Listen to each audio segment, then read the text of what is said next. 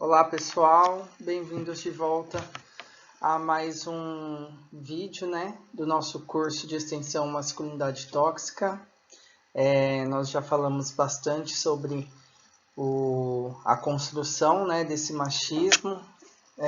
No último vídeo nós falamos um pouco sobre o papel que as mídias têm, na construção desse homem machista, dessa figura do homem autoritário, dessa sociedade patriarcal que nós vivemos, e também a gente já conseguiu entender um pouco de como foi a construção do homem, como foi perpassado, como perpetuou toda essa ideia dessa figura masculina, autoritária, machista, dono da mulher, até chegar nos dias de hoje, tá? Bom, me apresentando novamente, eu sou Paulo Roberto da Silva Nagata, o meu RU é 131140 e eu sou aluno de Pedagogia no Centro Universitário Uninter. Bom, gente, nós estamos agora no módulo 5. Nesse quinto módulo, a gente vai falar sobre violência doméstica, feminicídio e homofobia, tá? Então, eu trouxe esse questionamento aí para vocês, para a gente pensar um pouquinho baseado no que a gente estudou até aqui. Por que os homens são tão agressivos, se vocês pararem para pensar um pouquinho, baseado em tudo que a gente estudou, não é por acaso, que o homem tem essa imagem agressiva, tem essa característica, de violento e tudo mais. Mas deixa nos comentários aí, se vocês identificaram mais algum motivo, para esses homens serem tão agressivos que a gente ainda não comentou, tá bom?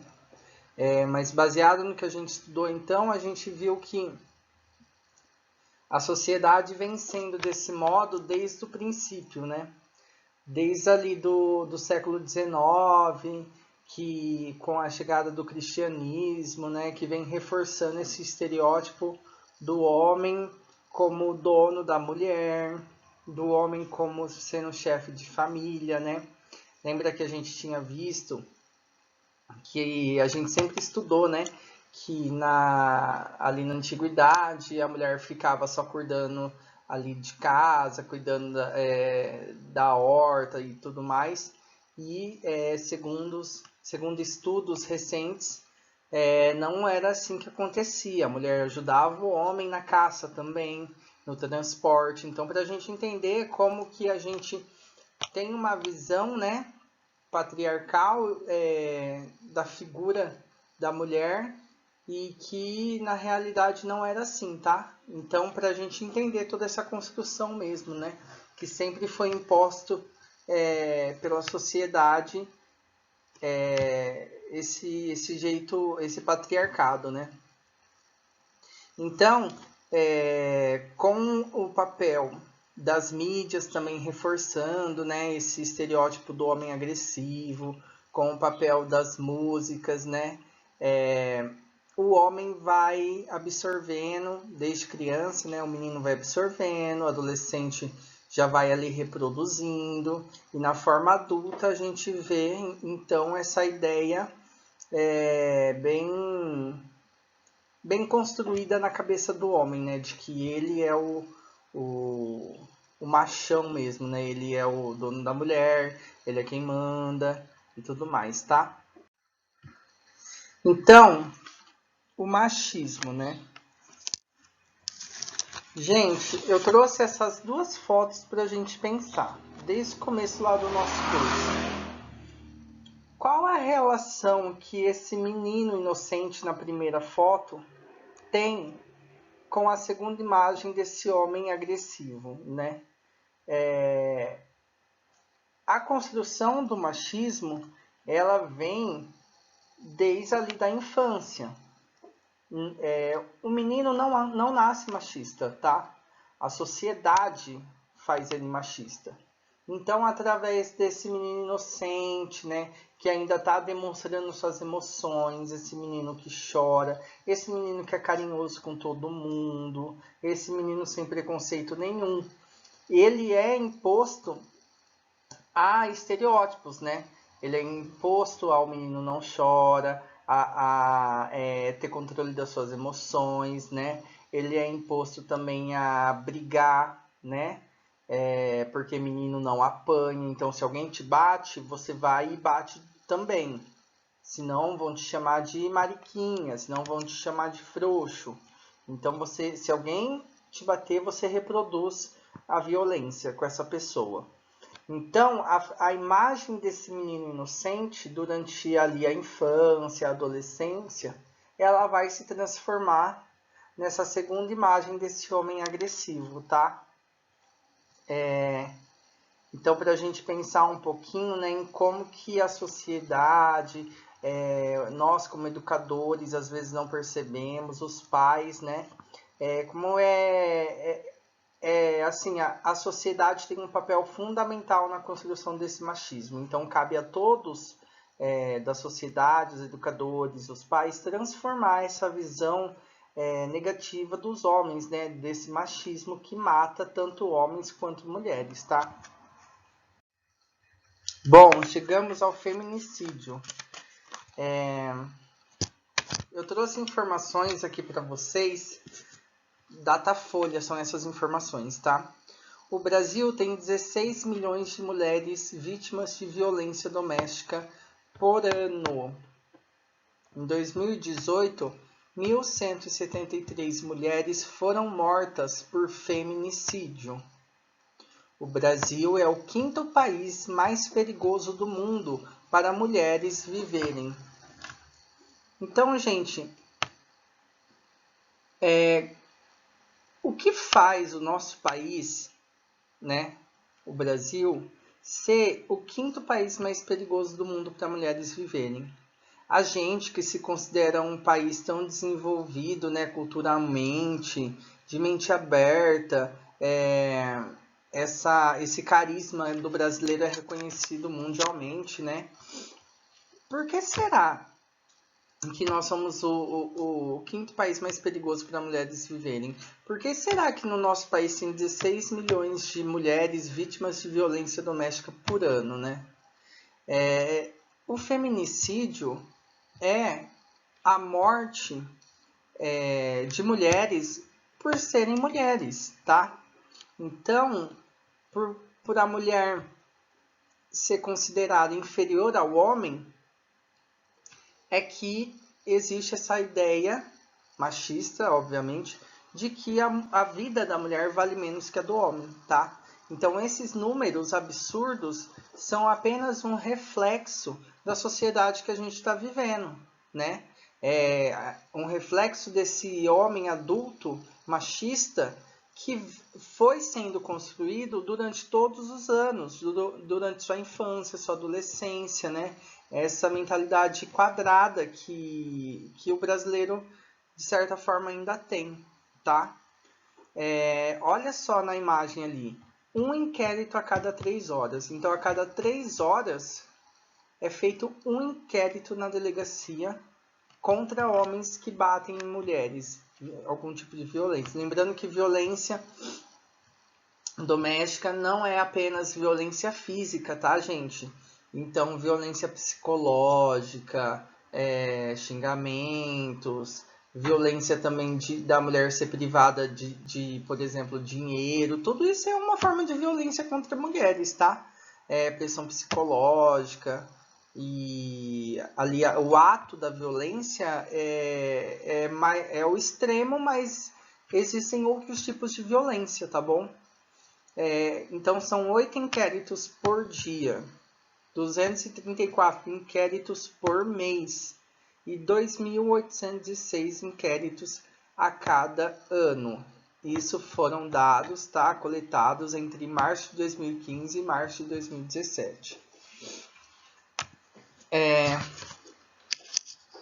Houve uma evolução nos punimentos devido à Lei Maria da Penha, que é a lei número 11.340, tá? Eu vou falar um pouquinho para vocês sobre a Maria da Penha, vou contar a história para vocês da Maria da Penha, mas então eu queria reforçar essa ideia para vocês, tá? Que violência doméstica não é apenas o ato do homem bater na mulher, tá? Existe violência doméstica emocional, psicológica. Então, quando o homem menospreza a mulher, fala ali, acaba com a autoestima dela, né? Isso também é uma violência, tá, gente? Então, a gente tem que ficar sempre atento, porque não é considerado violência doméstica apenas bater numa mulher, tá bom? E esses dados eu acho bem importante a gente ter na nossa mente, principalmente esse terceiro dado do nosso país ser o quinto mais perigoso para mulheres viverem, para a gente mudar a nossa realidade, tá? Não naturalizar. Então, eu vou falar um pouco para vocês agora sobre a Lei Maria da Penha. Ela é uma lei de número 11.340. Eu trouxe para vocês também a foto da Maria da Penha. É uma lei que cria mecanismos para coibir a violência doméstica e familiar contra a mulher, nos termos do artigo 226 da Constituição Federal, da Convenção sobre a Eliminação de todas as formas de descriminalização contra as mulheres e da Convenção Interamericana para prevenir, punir e a violência contra mulheres. Dispõe sobre a criação dos juizados de violência doméstica e familiar contra a mulher. Altera o Código do Processo Penal, o Código Penal e a Lei de Execução Penal e dá outras providências, tá? Então, foi uma lei criada em 2006, tá? Que objetiva a proteção da mulher, tornando crime a violência doméstica e familiar. A lei abrange também toda e qualquer pessoa que se identifique com o gênero feminino, ou seja, mulheres trans, mulheres transexuais, também são protegidas pela Lei Maria da Penha, tá? Essa lei, depois que foi criada essa lei, né? Especula-se que houve 10% de diminuição dos casos. Ainda é pouco, né? Mas é um número até que significativo, né? 10% de diminuição nos casos de agressão de mulheres, tá? Eu vou falar para vocês, gente, mais uma foto da Maria da Penha, uns dados sobre a história Maria da Penha que eu peguei do Instituto Maria da Penha, tá? Então tá o site para vocês aí, www.institutomariadapenha.org.br. Lá vocês podem fazer doações também. E eu vou contar um pouco da história da Maria da Penha, para a gente ter uma ideia, né, do que aconteceu. Muitas pessoas não sabem, tá?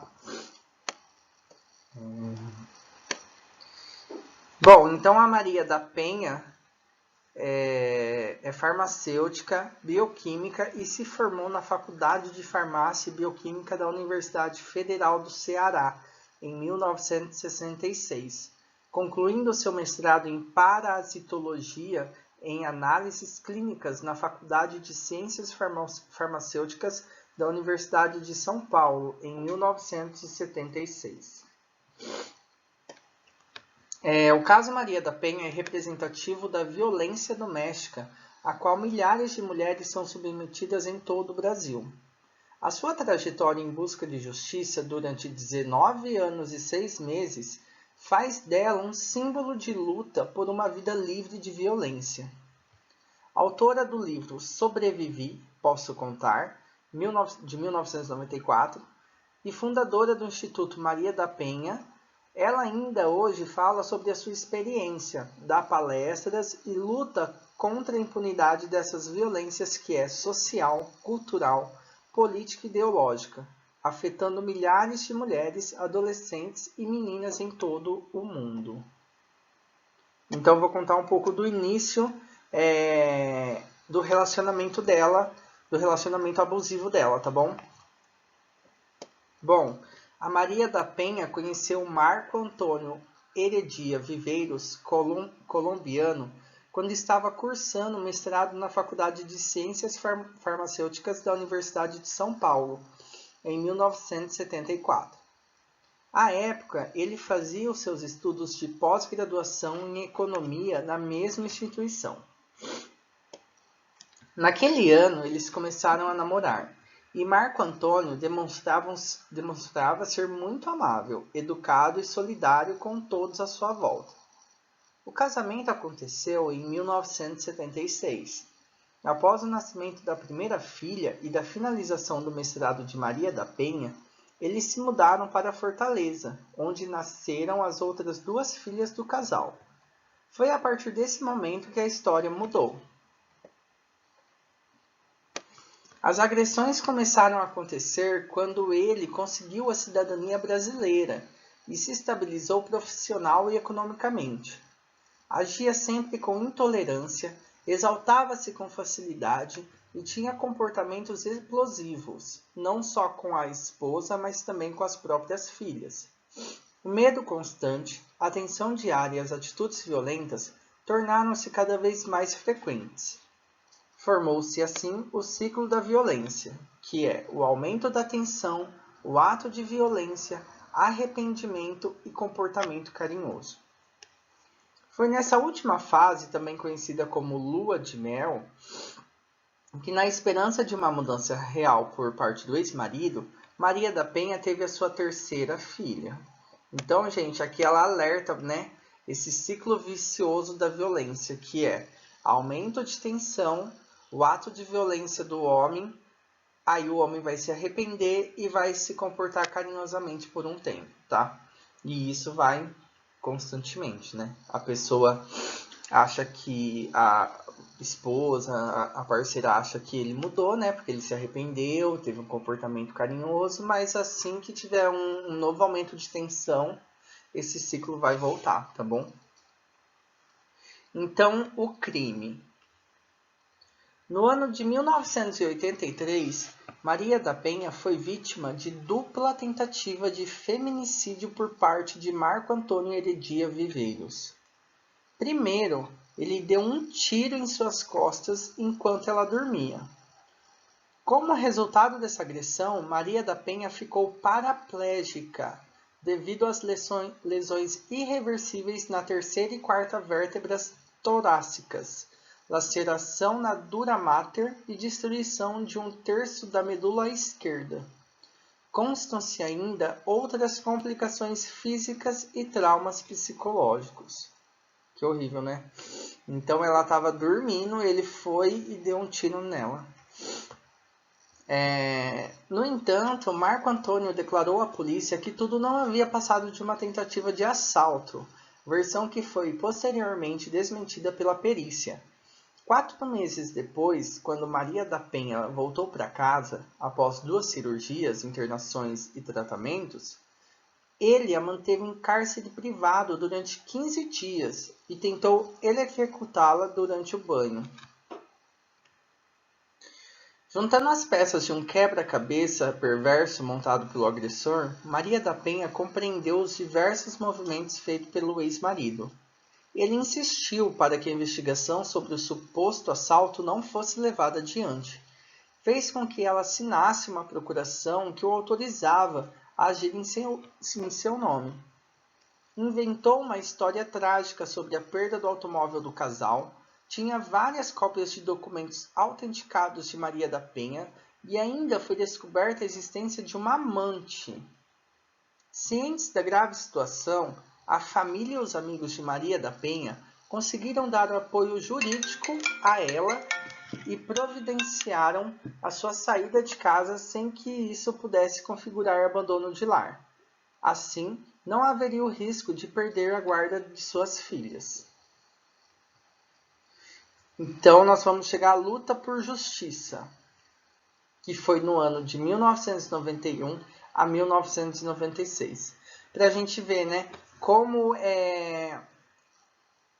ele já tinha tudo programado na mente dele, né? Como tirar ali os direitos dela, né, através de uma procuração, que dava a ele todos os direitos. Então a violência dele não foi apenas física, lógico, a física é o extremo, né?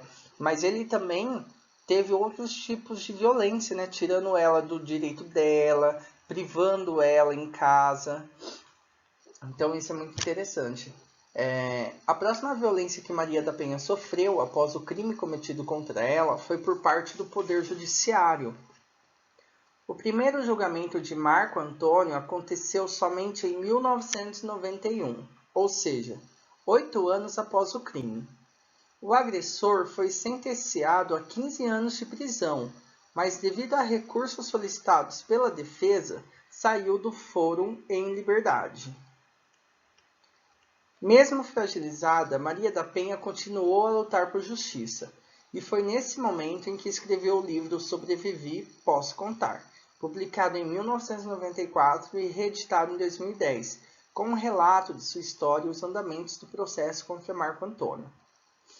O segundo julgamento foi realizado em 1996, no qual o seu ex-marido foi condenado a 10 anos e 6 meses de prisão. Contudo, sobre a alegação de irregularidades processuais por parte dos advogados de defesa, mais uma vez a sentença não foi cumprida. Então ele foi condenado 2 vezes, e nas 2 vezes ele conseguiu arrumar ali um jeitinho, né, para não cumprir a sentença. Para vocês verem, além dela ter sido violentada pelo marido, a justiça também a violentou. O ano de 1998 foi muito importante para o caso, que ganhou uma dimensão internacional. Maria da Penha, o Centro para a Justiça e o Direito Internacional e o Comitê Latino-Americano do Caribe para a Defesa dos Direitos da Mulher denunciaram o caso para a Comissão Interamericana de Direitos Humanos da Organização dos Estados Americanos. Então ela teve que procurar uma organização internacional para conseguir, né? Mesmo diante de um litígio internacional, o qual trazia uma questão grave de violação de direitos humanos e deveres protegidos por documentos que o próprio Estado assinou, que foi a Convenção Americana sobre os Direitos Humanos, o Pacto de São José da Costa Rica, Declaração Americana dos Direitos e Deveres do Homem, Convenção Interamericana para Prevenir, Punir e Erradicar a Violência contra as Mulheres, Convenção de Belém do Pará, Convenção sobre a Eliminação de todas as formas de discriminação contra a mulher. Então, apesar de tudo isso, todas essas convenções, né, todos esses acordos que o Estado já tinha assinado, o Estado brasileiro permaneceu omisso e não se pronunciou em nenhum momento durante o processo. Então, em 2001, e após receber 4 ofícios da CIDH, silenciado diante das denúncias, o Estado foi responsabilizado por negligência, omissão e tolerância em relação à violência doméstica praticada contra as mulheres brasileiras. A história de Maria da Penha significava mais do que um caso isolado. Era um exemplo do que acontecia no Brasil sistematicamente sem que os agressores fossem punidos.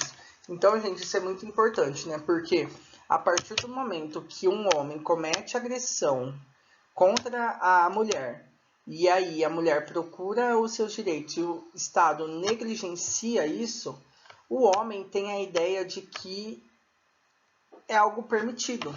Ele pode bater na mulher, ele pode maltratar a mulher, que não vai acontecer nada com ele, não existe lei, o Estado se negligencia, né?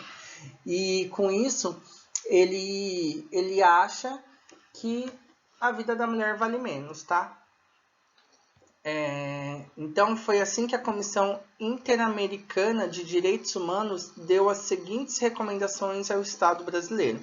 Precisou vir uma organização internacional para conseguir dar voz a Maria da Penha, né? Primeiro, completar rápida e efetivamente o processamento penal do responsável da agressão e tentativa de homicídio em prejuízo da senhora Maria da Penha Maia Fernandes.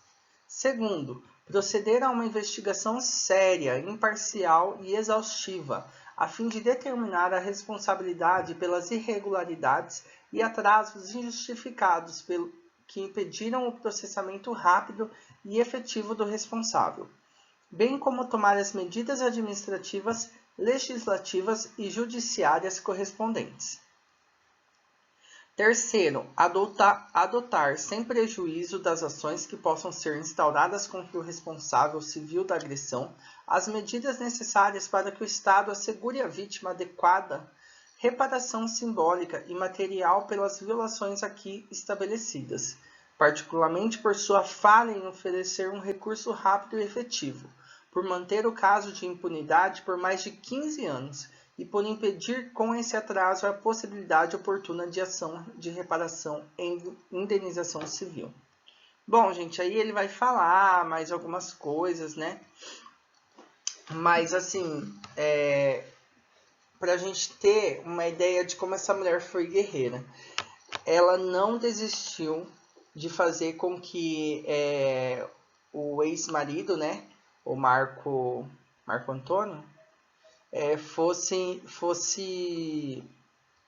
julgado, fosse responsabilizado. Apesar do Estado brasileiro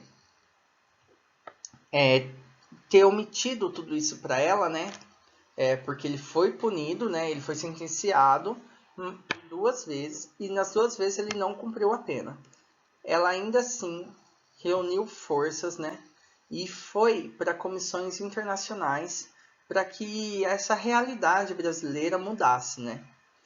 E dessa forma ela conseguiu um grande avanço para a população brasileira, né? Para as mulheres brasileiras. Porque, como a gente viu, 10% de diminuição dos casos de violência doméstica, tá? Então, a importância da Maria da Penha e da Lei da Maria da Penha não tem assim como a gente mensurar, tá? Então, baseado em tudo isso, né, é que surgiu a lei, né, o Estado brasileiro meio que se sentiu obrigado a criar uma lei, tá? Mas não foi porque, vamos deixar bem claro, não foi porque o Estado brasileiro é bonzinho, não, tá? Foi por conta de pressões internacionalmente que ele sofreu, que ele criou maneiras de proteger a mulher, tá? Vamos lembrar que a nossa sociedade, né, o nosso Congresso e tudo mais, hoje já existe ali uma diversidade, tem mulheres, mas naquela época, 10 anos atrás, imagina, né? Só formado por homens. Então, qual que é o interesse do homem de proteger a mulher? Nenhum. Então, gente, violência doméstica, tá? São as agressões, né? Pressões psicológicas. E a violência doméstica vai o quê? Acarretar o feminicídio. O feminicídio é caracterizado pela morte de mulheres por serem mulheres, tá? Então, a violência doméstica muitas vezes são os primeiros sintomas de que pode sim ocorrer um feminicídio, né? Agora nós vamos falar sobre homofobia. Homofobia corresponde a qualquer ato ou manifestação de ódio, aversão, repulsa, rejeição ou medo, muitas vezes irracional, contra os homossexuais, gays, lésbicas, bissexuais, travestis e transexuais, o que tem levado a muitos tipos de violência, seja social, psicológica ou física. Então, a homofobia, gente, é caracterizada pelas violências, né? Tanto violência física como psicológica e social. Que pessoas que não têm ali a sexualidade padrão, né? A heterossexualidade, ou que não tem o gênero, não se identificam ali, né? Essas pessoas sofrem, tá? Bom, em 2017 foram assassinados 445 pessoas LGBT em decorrência de crime de ódio. Homofobia é, segundo o sociólogo francês Daniel Welser-Lang, em verdade, a discriminação contra as pessoas que mostram ou a quem se atribui algumas qualidades ou defeitos atribuídos a outros gêneros. A homofobia, portanto, engessa as fronteiras do gênero. Gente, essa fala desse sociólogo é muito importante, porque a homofobia, né, a pessoa, normalmente quem que comete essa homofobia são homens héteros, né? Então o homem hétero, quando vê o homem gay ali, que tem os traços mais femininos, ele vai repudiar isso, porque a gente vai entender já já no próximo slide como que os traços, né, e a gente já falou isso nas outras aulas, o machista ali, o homem, ele é criado, educado para rejeitar os traços femininos. Então, emoções consideradas femininas, atitudes consideradas femininas, isso ele vai repudiar. Então, é exatamente esse ódio, né, que esse homem tem de pessoas, por exemplo, gays que possuem jeitos afeminados, tá? Em 13 de junho de 2019, o STF aprovou a criminalização da homofobia. Então, hoje em dia, tá? Homofobia no Brasil é crime.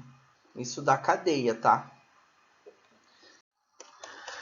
Então, gente, eu vou ler agora uma reportagem para vocês da revista Cult, que fala um pouco sobre essa homofobia sendo produto do machismo, tá?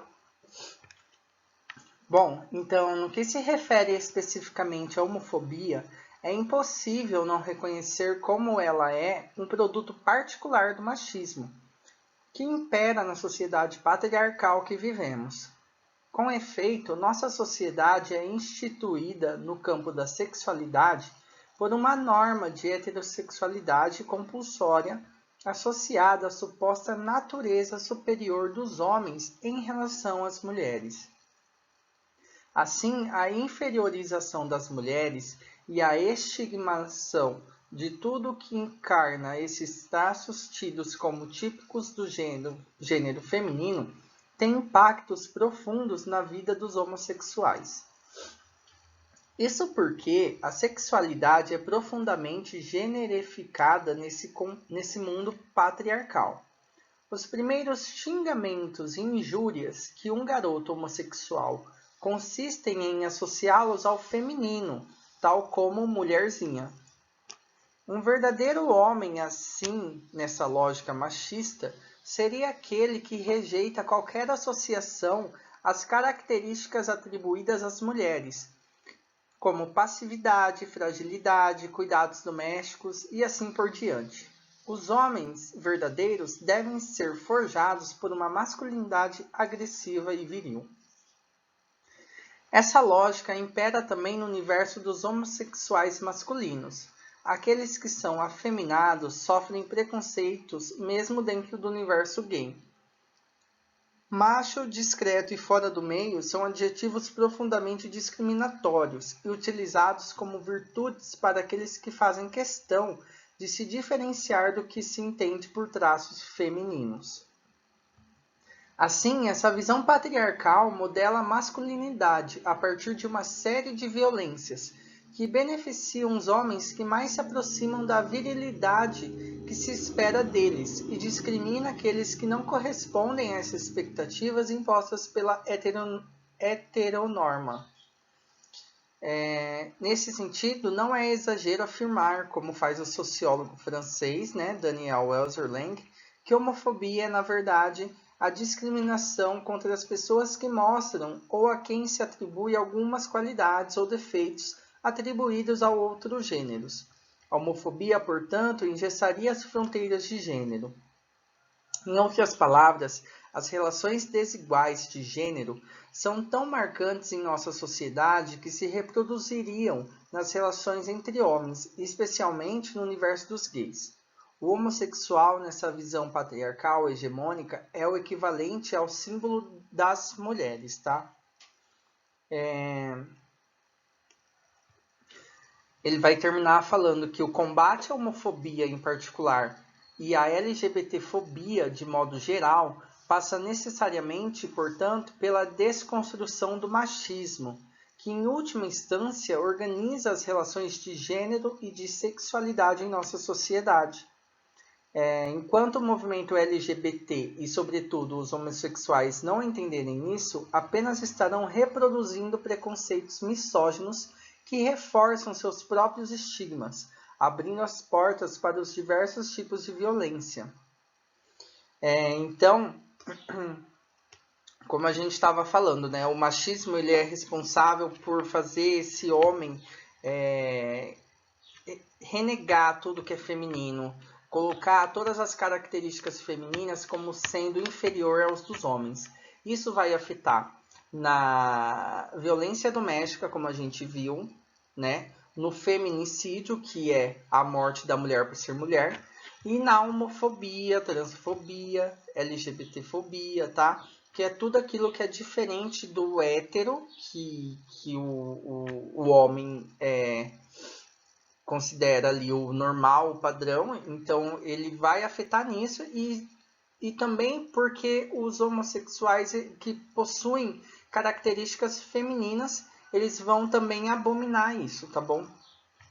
Então a gente tem que ter isso em mente que o machismo mata. O machismo mata mulheres, principalmente. O machismo mata homens gays, né? E o machismo mata homens, né? Porque nós vimos que os homens são responsáveis por 95% da população carcerária. Então, assim, eles cometem violências. Então, como esse machismo ele está enraizado na nossa sociedade e que isso gera muitos frutos negativos, tá? O próximo slide, a gente vai ver um trecho de um documentário da ONU que vai falar sobre violências, tá? E como que o machismo está ligado a isso e as formas que nós, como educadores, como sociedade, pais, podemos mudar isso. A gente tem o poder nas nossas mãos. O principal malefício do machismo para as mulheres é justamente porque as mulheres não são vistas como indivíduos que merecem ser respeitadas, ouvidas e que são inteligentes e que podem produzir algo. É sempre colocada nesse lugar de inferioridade. Então, quando as mulheres são vistas nesse lugar de inferioridade, existem uma série de violências, tanto simbólicas como físicas. A violência contra a mulher ainda está muito presente no Brasil e pode se manifestar de diversas formas. Física, pela violência corporal, sexual, pelo abuso, assédio e estupro, psicológica, via ameaças e chantagens, e patrimonial, quando se retira das mulheres objetos, documentos pessoais e recursos econômicos. Desde 2006, a Lei Maria da Penha prevê a reabilitação de homens autores de violência através de grupos reflexivos sobre o tema. Infelizmente, poucos lugares oferecem esse serviço, mas os resultados são visíveis. Quando um homem que já agrediu passa por um grupo de suporte, o índice de reincidência cai de 75% para até 5%. Antes de falar dos danos do machismo para os homens, a gente sempre tem que falar dos danos do machismo para as mulheres, porque o feminismo ele não é protagonizado pelas mulheres à toa. As mulheres estão morrendo na mão dos homens. Os homens também estão morrendo pela violência que eles mesmos causam. Como é que você tem que ser homem? Você tem que se portar com violência. Quando você chega na tua casa, você discuta com um amigo e fala, pô, mas aí o cara falou isso pra mim. E você não deu uma porrada na cara dele? Se alguém fala isso pra mim, eu saio no braço.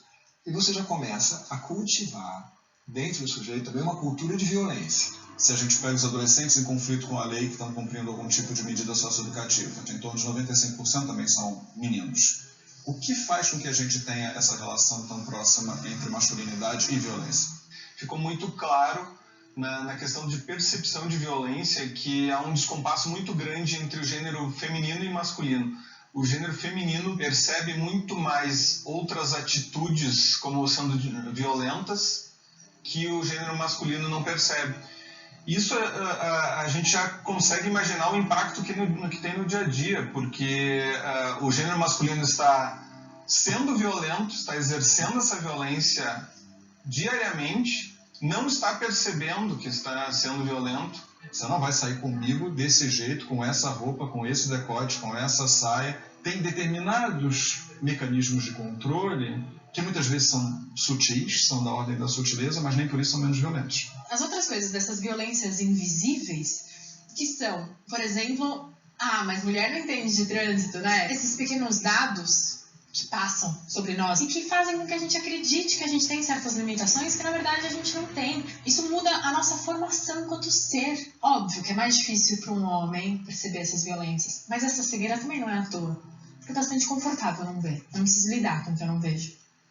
Então, a partir do momento que você se propõe a ver, veja, ouça. Na pesquisa, nós identificamos diferentes perfis de brasileiros. Vamos imaginar que eles estão organizados num espectro, do mais machista para um menos machista. Nesse primeiro ponto mais extremo, nós temos pessoas que acreditam em tudo que se refere a diferenças de gênero. Que o homem não leva desaforo para casa, que ele deve ter a última palavra em casa, que a mulher deve decidir se a sua prioridade é a família e os filhos, ou se é o trabalho. Ela deve evitar roupas que sejam muito provocativas. São pessoas realmente que acreditam nessa imagem estereotipada do homem e da mulher. Depois, no meio do caminho, nós temos 3 outros perfis. Um perfil específico que concorda com a existência de um papel tradicional masculino, mas eles não têm essa mesma visão sobre a mulher. Eles têm uma visão um pouco mais livre. Um outro perfil é justamente o oposto. Tem essa ideia mais conservadora sobre a mulher, mas não vê essa pressão sobre a identidade e a imagem masculina. O terceiro ainda desses perfis intermediários, ele é um grupo que não vê essa imagem estereotipada, nem masculina, nem feminina, mas ele não vê um benefício ou o porquê da existência de igualdade. No outro extremo, nesse grupo, as pessoas discordam mais que todos os outros em relação a todas essas crenças. Elas não acreditam que o homem tem um papel específico, que a mulher tem um papel específico. Para falar sobre violência, vamos simplificar um pouco e dar foco nesses 2 extremos. Nesse grupo mais machista, 8 a cada 10 pessoas são homens. Na outra ponta, 6 a cada 10 são mulheres. O que mais nos chama a atenção é observar as diferenças, entre aspas, de dados de violência nesses 2 grupos extremos. Vamos pegar algumas questões. Por exemplo, dar sacudidas, apertões ou empurrões nos parceiros e nas parceiras. Nesse grupo mais machista, 4 a cada 10 pessoas já fizeram ou sofreram, já estiveram envolvidas com esse tipo de violência. No grupo menos machista, 3 a cada 10. Essa diferença não parece tão grande. Se nós observarmos violências mais sutis, como controlar onde o parceiro vai, verificar o celular, controlar o que veste, o grupo mais machista, 7 a cada 10 pessoas já estiveram envolvidas com essas violências. No grupo menos machista, 6 a cada 10. Por fim, talvez o dado mais chocante, o tapa na cara. O grupo mais machista, entre 2 e 3 pessoas a cada 10. O grupo menos machista, 2.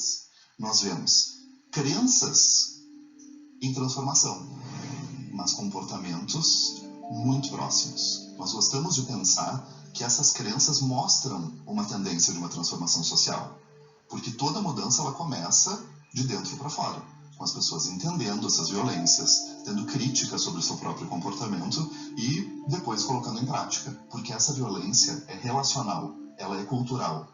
Na medida em que eu estou envolvido numa cultura de violência, numa cultura em que é normal controlar o outro ou ser controlado, eu naturalmente acabo muitas vezes me envolvendo em situações violentas, por mais que as minhas crenças me afastem disso. Na nossa metodologia de paternidade do Promundo, a gente, através de vários estudos, tanto nós quanto de outros pesquisadores, a gente percebeu que existe uma transmissão intergeracional. Pro mal, a gente fala, quando acontece essa transmissão da violência, né? É um neto que via o avô bater na avó, ou bater no próprio pai, enfim. E o que a gente começou a perceber é que o homem mais envolvido conseguia fazer com que essa transmissão não fosse da violência, mas fosse do cuidado. O homem que cuida divide as tarefas, está presente na vida dessa criança, se ele cria um menino, o menino vai aprender a ser mais equitativo quando ele crescer. Se ele cria uma menina, a menina vai entender que relacionamento não é baseado em violência, é baseado em respeito, é baseado no homem dividindo as tarefas, é baseado no que cuida. Então a gente consegue fazer com que na próxima geração, ou dos nossos filhos e dos nossos sobrinhos, enfim, as novas crianças, vão conseguir entender que a forma dela demonstrar afeto não tem nada a ver com controle, não tem nada a ver com violência. Uma das formas de promover a igualdade de gênero é com a educação. As escolas podem ser esse espaço para questionar a diferença entre homens e mulheres. Para isso, eu preciso fazer da escola um ambiente livre de preconceitos e aberto à diversidade. Então, a base do trabalho da escola é buscar essa questão humana mesmo, entendeu? Essa questão do respeito a quem eu sou, a quem eu penso, a que eu sou diferente do outro. E poder afirmar isso. Né? Então a gente procura trabalhar com isso desde os pequenininhos, assim. Questões como gênero, questões como a cor, questões como síndrome de Down, são questões que a gente se depara constantemente. E é assim que a gente entende que a gente realmente cria uma mentalidade diferente. Se toda vez que aparecer uma situação de machismo, por exemplo, o professor poder parar e falar: nossa, olha o que você falou. Será que você entendeu como isso impactou no outro?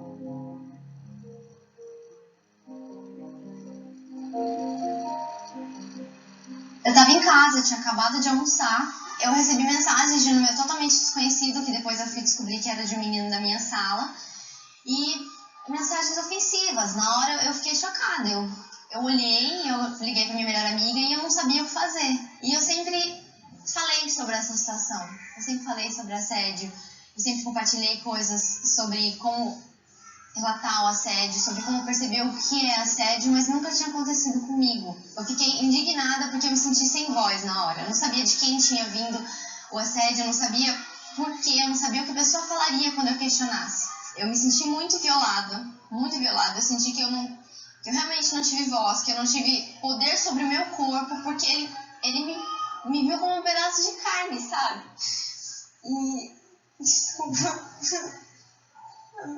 sinto raiva e fico emocionada ao mesmo tempo.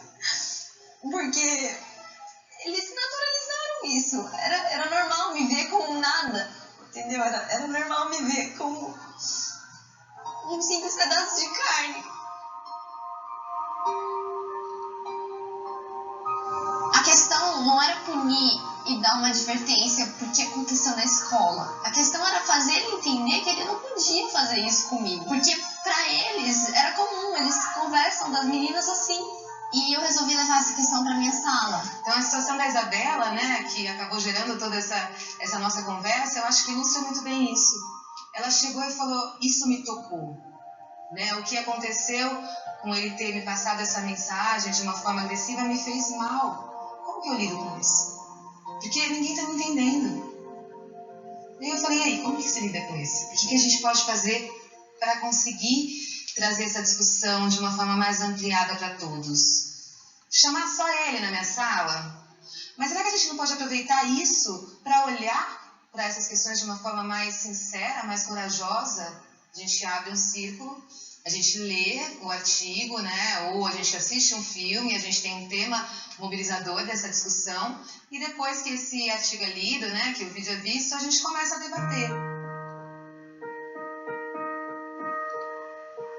Eu acho que, assim, quando a gente vai falar de trabalhar a questão de gênero dentro da escola, a gente tem que pensar muito no como fazer isso, né? Então, o educador, ele tem que proporcionar um ambiente de muita tolerância, um ambiente muito confortável para o aluno. E a partir disso, que ocorra a desconstrução de alguns conceitos, né? Falaram com vocês o que vai rolar? A gente falou que a gente vai chorar, se abraçar? Não faço não, senão eu choro mesmo. O que eu queria sugerir da gente começar fazendo é um exercício super simples.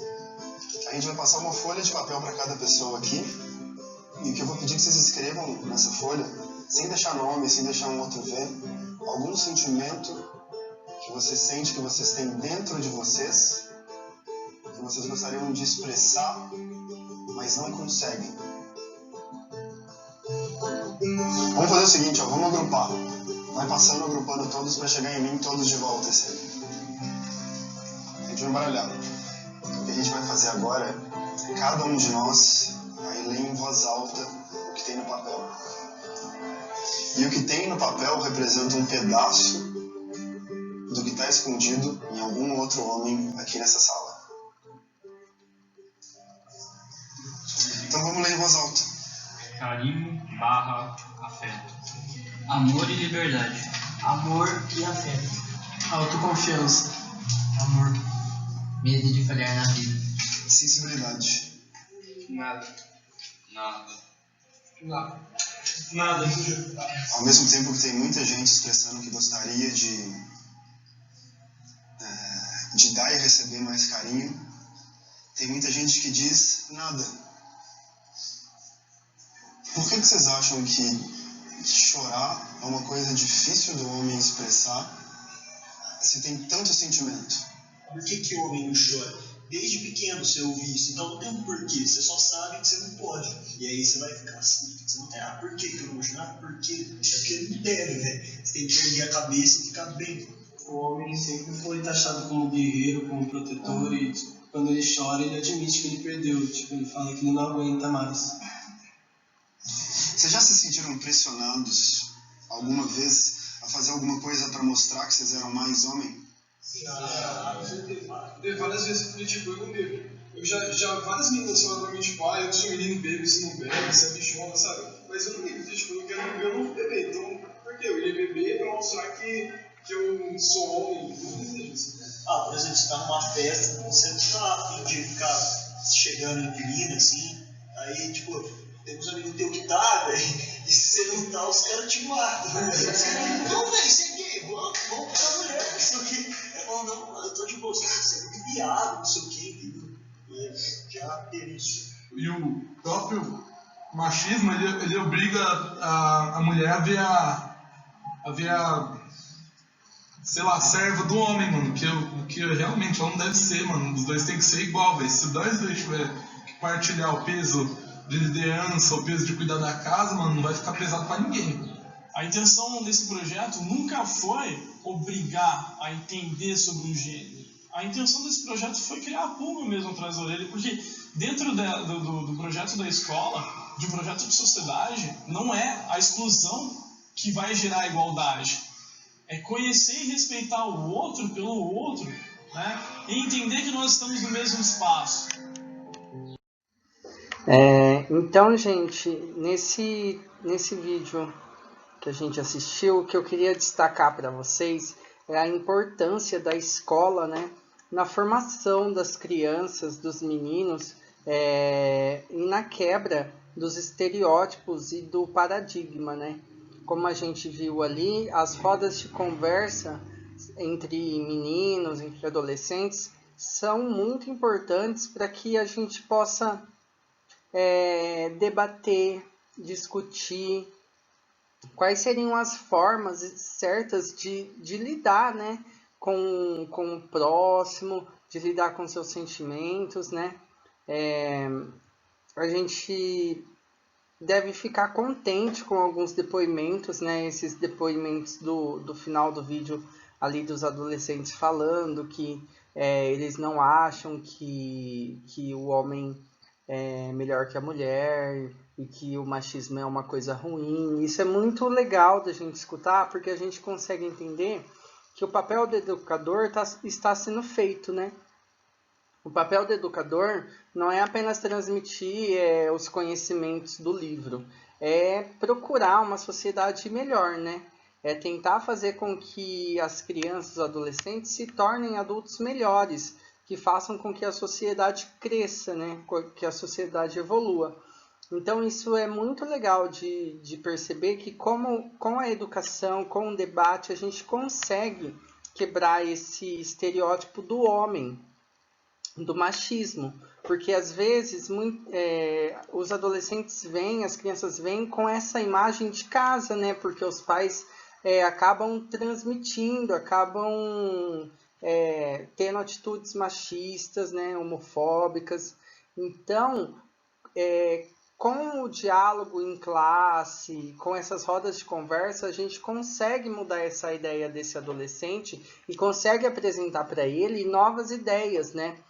Mostrar que o mundo não é daquele jeito que é passado na casa dele, que a gente tem que tratar as pessoas com respeito, né? Homens e mulheres são iguais.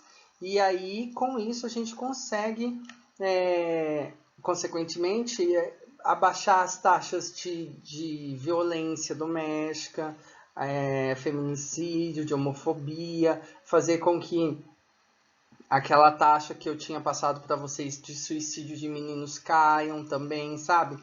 Então é tudo um ciclo, né?